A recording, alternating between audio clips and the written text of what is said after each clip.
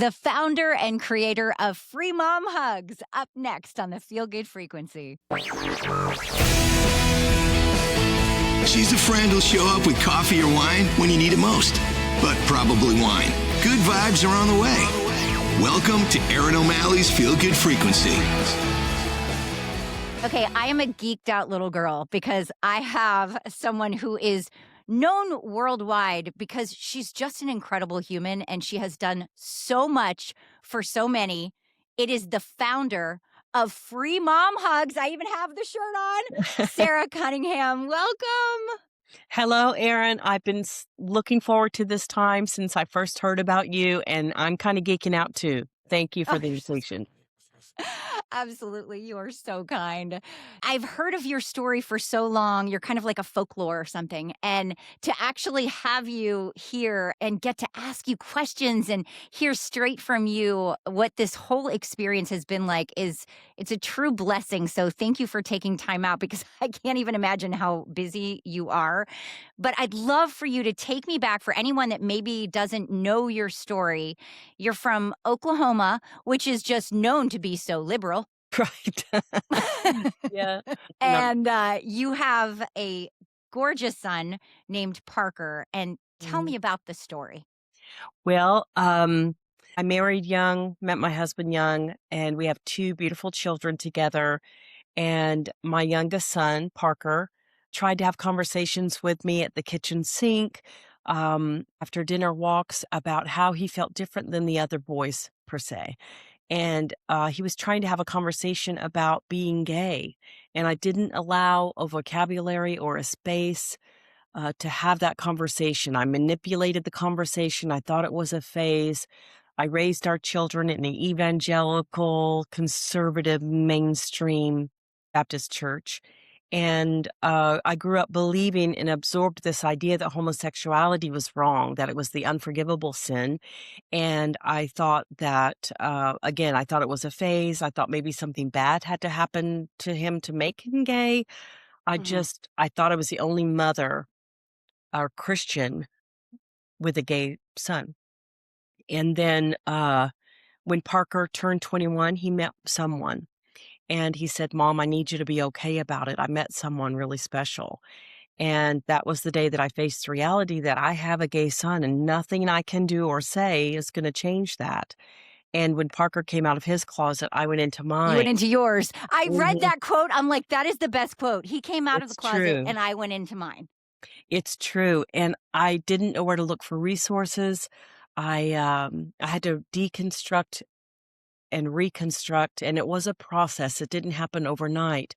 But when Parker did start living authentically, I saw him happy and healthy and a side of him that I he had to check himself at the door in our home, in our place of worship.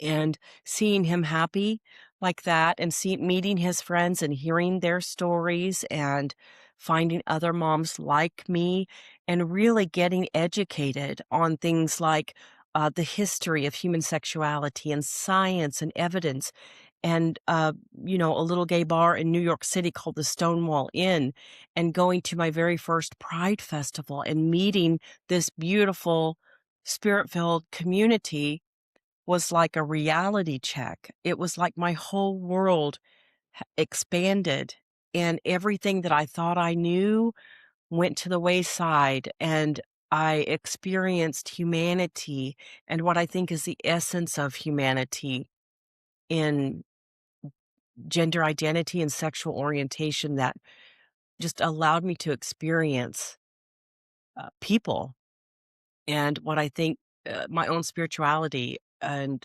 what I would consider the essence of the Holy Spirit and the great divine, or however you want to express it, something greater than ourselves was there.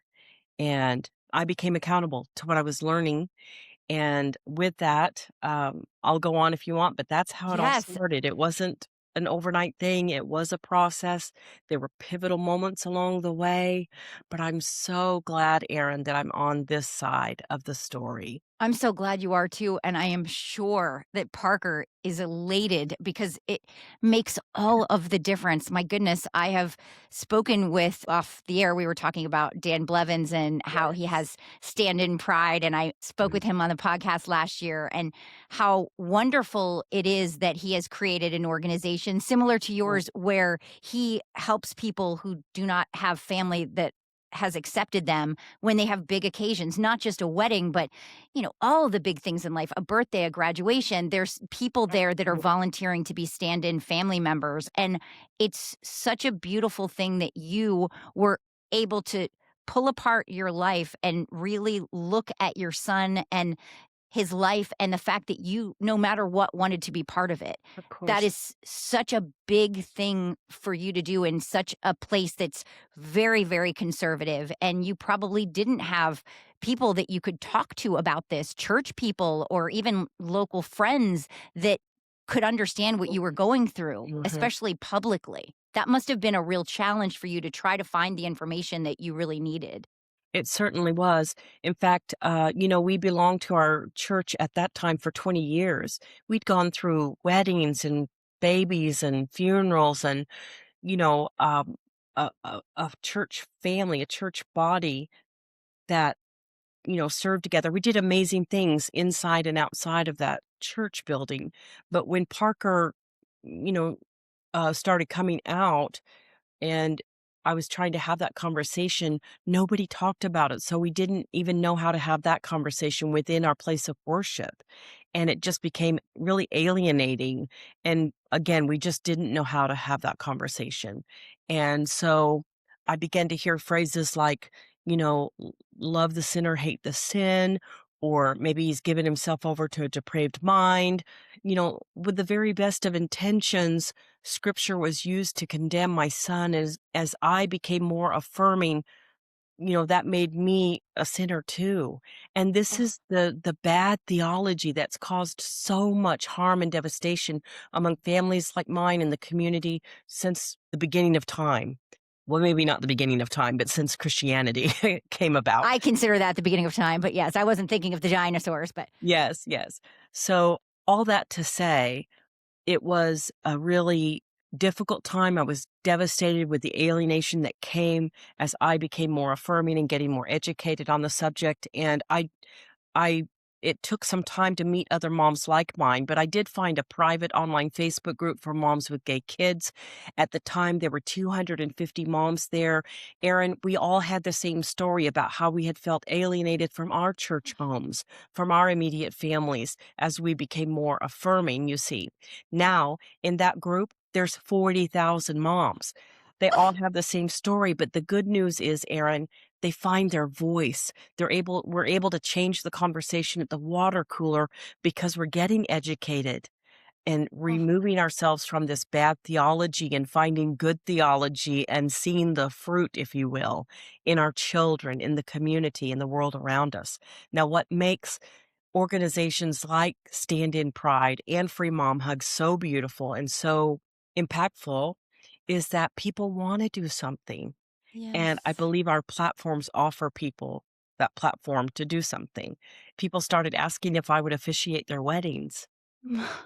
You just did that. Yeah, and, that's something I had to search myself too. But I began officiating same-sex marriages. In fact, the first wedding I officiated for was for a beautiful couple. They had been together 28 years when the Marriage Wow. Equality Act was passed.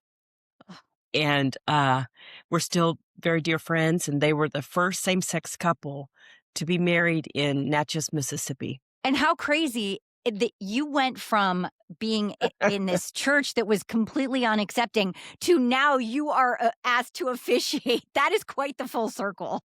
Yes, it is, Erin. Yes, it is. In fact, like I said early on, I'm so glad to be on this side of the story because I experienced so much more on a humanitarian level, on a spiritual level, as a mother, as a woman of faith, as a uh, member of a community. I just experienced so much more than I ever thought possible. And I thought life was good then. Now, did you have to leave that church? Did you end up just leaving because you were too ostracized and they just were not understanding? Yes, I was just alienated. In fact, that church, interestingly enough, is still non-affirming, um, and it's the church that I vote in now. Like, they Oh, how became my uncomfortable. polling place. Please tell So me I you walk in with free mom hug yes, I do. shirts every time. Yes, I Good. do. Yes, I do, and I'll often make a video outside the church saying, "Guess what I just did?" I love that. That Yeah. is spectacular. Well, again, I don't wanna throw the church under the bus, but I do wanna talk about bad theology, and bad theology is how we got into this mess, and even Mhm. though Free Mom Hugs is not a faith-based organization, I am a woman of faith, I identify as a woman of faith, but Free Mom Hugs is not a faith-based organization, but we will always talk about faith and the bad theology that's caused this irreparable harm and continues to do so with conversion therapy, for example. It's any type of therapy, practice, or prayer that would try to change a person's gender identity and sexual orientation. It's dangerous, it's deadly, and it's still legal, sought out, and paid for. Oh my gosh, I didn't know all that. Yes, it is. That is so disappointing. Anytime anyone uses religion as propaganda or as pushing their own agendas, that's not what the big guy intended it for, I'm quite sure. And I can't believe that that is still going on Yes, it is. in this day. That is horrifying to me. That has never worked. In fact, I would think that it does the exact opposite. You're right, Erin, and it's terrifying because and admittedly, it's something that I probably would have considered for my son. And that's because you think that you're saving this person from the depths of hell. That's the Mhm. bad theology that's still being taught today. And in my book, I write about there's a chapter called What's in My Head. And I get emotional when I think about it because these when I read that, so many of my thoughts, my theology has changed since then. But we were taught of a heaven and a hell. If you were good, you went to heaven. If you were bad, you went to hell. And that, suicide and homosexuality are the ultimate of unforgivable sins. And it's terrifying to think that these thoughts are still being taught. And Mhm. it's a fear tactic. You are such a wonderful example of somebody that was able to break through all of that, and it was because you did research. Is that what you credit it to, that you didn't go down that other avenue? Yes, I found faith-based resources. We meet so many volunteers that say, "I don't understand how you could disown your child or condemn your child." It's not intentional, it's just something that we have been taught and that we Mhm. absorbed growing up in this evangelical, non-affirming conservative circles. I love the fact that you're so honest about it, though. It's not like you just said, "Okay, great, we're gonna just move forward and life is good." You wanted answers, you wanted to understand, you wanted to continue a great relationship with your son, and I think that's so important that people understand that, like you said, it wasn't an overnight thing, but you did the work, you did the research because you wanted to understand and be accepting, and sometimes for parents, it might take a little bit of work. It might force somebody to do some research and find it deep within themselves to learn acceptance. There's a process, and I think maybe everybody goes through it differently. Everyone has a different avenue that they take to get to where they need to be, but don't be afraid of that because it can make and obviously did make all of the difference for you. Yes, yes, and I'm only doing and had done things that I wish someone would have done when I was trying to figure things out. Yes. It wasn't easy. I missed an entire adolescence of my son's life, and we still have, things that we're working out. I did a lot of harm with the very best of intentions. I shamed him with the very best of intentions, and it's taken a lot, and we still have things we gotta work through? Mhm. And if I can save anybody from going through that to what I put him through, our family through, out of ignorance and fear, why wouldn't I wanna sound the alarm and ring that bell and blow the horn or whatever you want, light my hair on fire. Well, when you put your book out, How We Sleep at Night, one of the things that I was just so enthralled by it was how you said that there were times when he wanted to play with glitter and things that may be considered more girly, and you were trying to push him to more masculine things, and I hear you kind of beating yourself up about that, but Yeah. when we know better, as we've heard many times, I know Oprah says this all the time, when we know better, we do better, and that's what you are doing now and every day. Thank you, Erin. It's, part of, I guess, my redemption and part of being accountable as a human Mhm. being for another. It's fascinating to me that when you talk about when he came out and the church and being ostracized, this was not 1980. This was not 1970. This was what, 2014? Mhm. Yes. That's that's way too recent. Yeah. Your first Pride parade, that was the year after Parker told you that he was gay. You and your husband went to this parade, and that's when you got to really see the community and you fell in love with them, but it wasn't until the next year that the button showed up, is that right? That's correct. Tell me about that because this is where it all really began. Yes, yes. Before when Parker invited us to the Pride Festival, I didn't understand Pride, and I write in my book that I could have Googled about it, I could have, searched that matter out, but I didn't. At that time, I just really wanted to see God's favor there. I needed to see God's favor there, and that's all I was asking for. And I went and we stood there and the parade was going by, and all throughout the afternoon, I'm seeing such diversity and community and camaraderie and just beautiful expressions of love and joy and just community. And I had a pivotal moment to where, and I write about this in my book, to where I'm so overtaken with this love that I'm experiencing that I look to the heavens and I thank God that I am the one changed, that Ugh.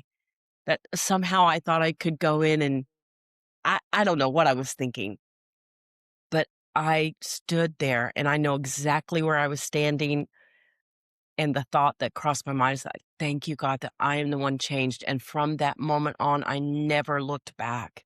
And I went forward and I just got plugged into the community. I wanted to learn more at the clothing closets or the Second Chance Prom. I volunteered to work with the Pride Board, whatever I could do. And the next year, and through that, I'm hearing stories about how young people had been alienated, living out of their cars, and Ugh. so I make the homemade button because I thought, "These people are missing their moms." And again, the first hug, which you've heard, went to a beautiful young girl who said it'd been 4 years since she had a hug from her mother because she's a lesbian. I cried when I read that. I cried. I do too. Now the last chapter was inspired by standing at the Pride Festival with Parker and his friends. Free Mom Hugs is not even on my radar then, but we're working on a second book. It's gonna be called Beyond the Hug, and it will pick up where this book left off, and it will Oh, talk about all things Free Mom Hugs. But from that experience, I heard stories like that all day, and not all of them were bad, but the majority of them stayed with me and still do even today.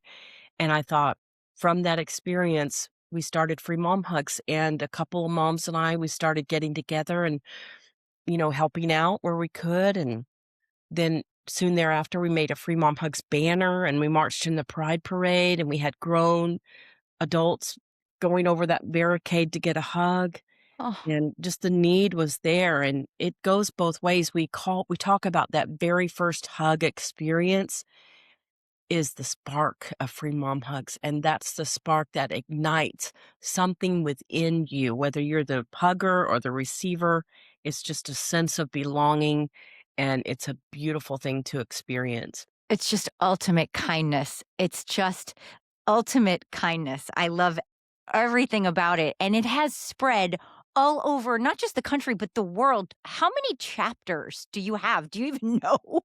Well, we have chapters, regional chapters, area leaders in every state. We have Japan, Australia, Canada represented.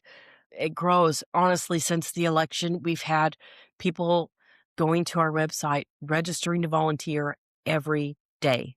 Every Oh, day, on average, we have 6 events across the country. Now, it may not sound much like 6, but this is 6 events going on every day across the country. And wow. I had no idea. That is big. when you think about it, and we collaborate with other organizations, we don't it's not a competition here. We're all working towards the same goal. So we work with the ACLU, the Human Rights Campaign, PFLAG, and we're happy to do that. We have programs designed, we have conferences. We're planning leadership summits to better equip our area and chapter leaders to serve the community where they're at.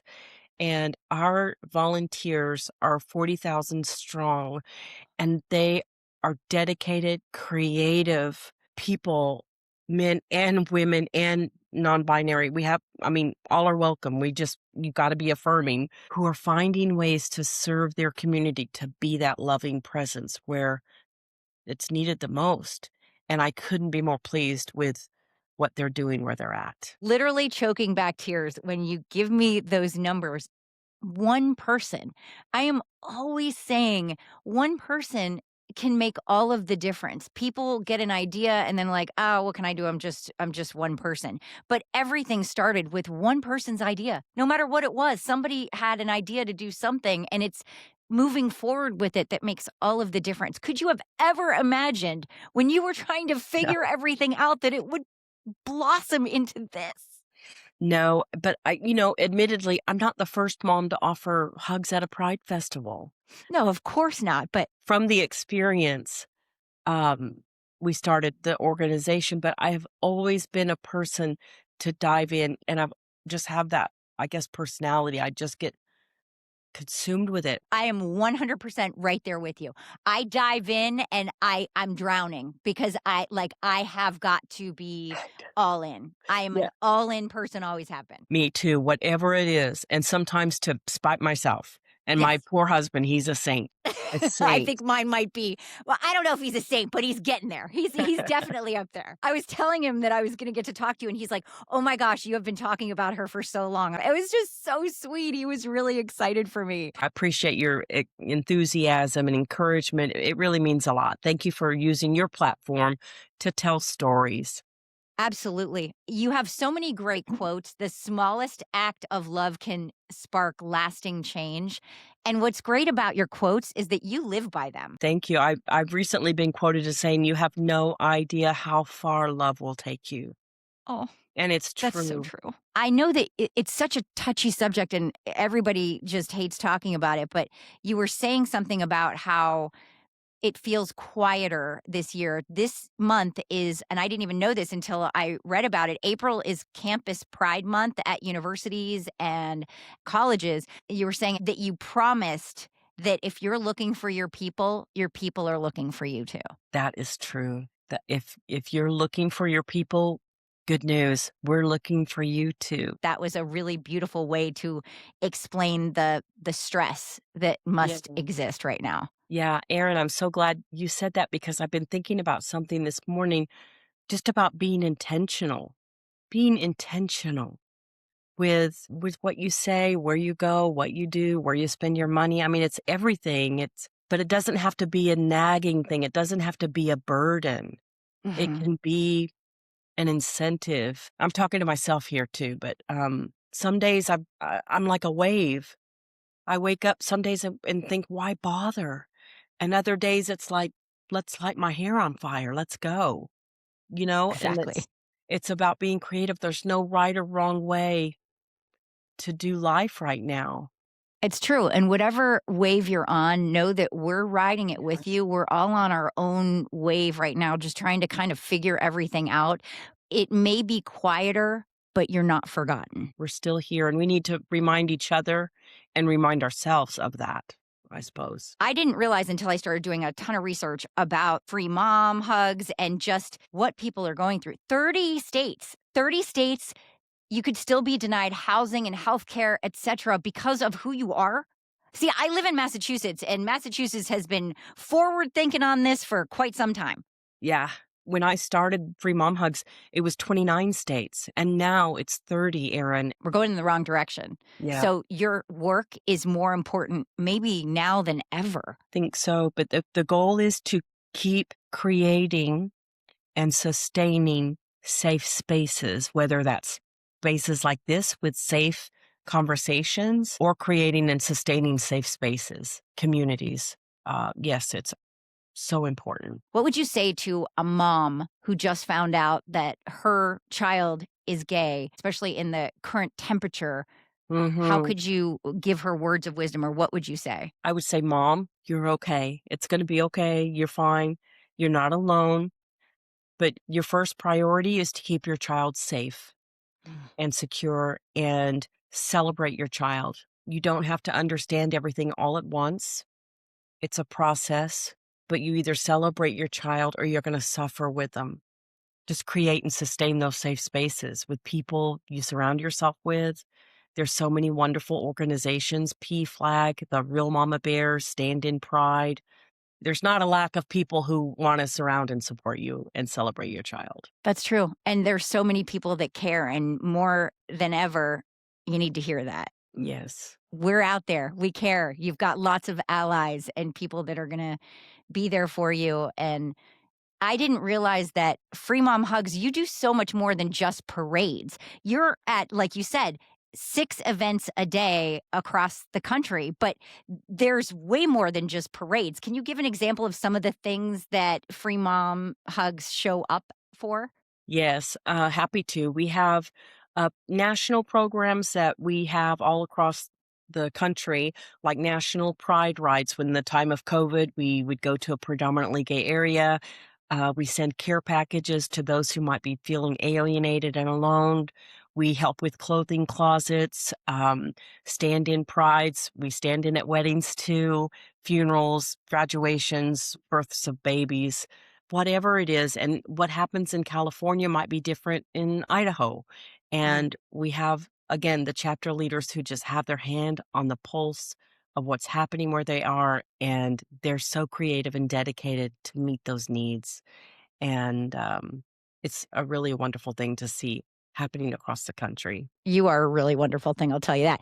So your book, How We Sleep at Night, the rights bought by Jamie Lee Curtis, one of my favorite actresses. That's incredible. Yes, yes. Well, there a lot's happened since then. Yes, Jamie Lee Curtis acquired the rights to the book. We had a script written. She was packed and ready to go start filming, and then COVID hit. And then Erin, the writer strike happened. And Oh. then she won an Oscar and an Emmy, which took her beyond the book. And so, Mhm. yes, I'm sad that it didn't happen. I'm still hopeful that something might happen with it. Do you think she will be part of it at all, or is it just now, like, released for somebody else? No, I think she'll definitely be a part of it. I That's don't know great. that it will be in the same manner. It may be a producer's part. Yes. Yeah, because I saw that she bought, the rights in 2019, and I even thought, "Wonder what happened after," because we did go through so much as a country after that, so I kind of wondered where it was standing now. Yeah, we still have contact. She's very supportive. Obviously, she supports Free Mom Hugs in many ways. And yeah, we're not done yet, but it just won't be in that format. You know what? It might be even bigger than it originally was going to be, you never know, so Yeah, that's a no, good contact in life. it is exciting to think that, you know what, if it would have come out at that time, it's easy to see that, that might not have been the best avenue for that then. And Right. now it's looking a little different. But it's Everything happens in its time. I yes. have learned that in life. Everything happens when it's supposed to. Yeah. Yeah. What is next for you? Right now, this year we're planning summits. We got a grant to hold 4 summits across the country to equip our area leaders, state leaders. And we're working on a second book, like I said, Beyond the Hug. And there's some other irons in the fire that just not privy to talk about just yet. Well, I can't wait to hear about them when you are. How Thank you, is Erin. Parker? Let's end with learning how Parker's doing these days. Parker's doing great. We live in the same area. We get our families together for dinner every Sunday night. And, he's a singer-songwriter, and he's been able to play his music locally. And I'm just his biggest fan. He's Ugh, wonderful. you're so lucky to have each other, your whole family. Yeah. I'm so honored to learn more about Free Mom Hugs and about you and your Thank journey. And you, Erin. I know it's going to help other people. So thank you so much for continuing to share it. Thanks, Erin. Let's visit again in a year, and we'll have an update to everything that's happened since then, okay? I can't wait. That sounds terrific. Thank you so much. Erin, thank you so much. Sarah, I'm in awe of you and what you have created and accomplished. I hope that this episode kind of opened your eyes a little bit to this community. If you don't know anything about it, I'm a proud ally and will forever be. And it's a beautiful thing to just have people be able to live their lives. If you know somebody who is making the world a better place, please tell me about them. ErinO'Malley'sFrequency.com. That's my website. You can email me directly through it, and I'll be sure to get back to you. Thank you for joining me for this episode with Sara Cunningham and Free Mom Hugs. Have a great week. Bye.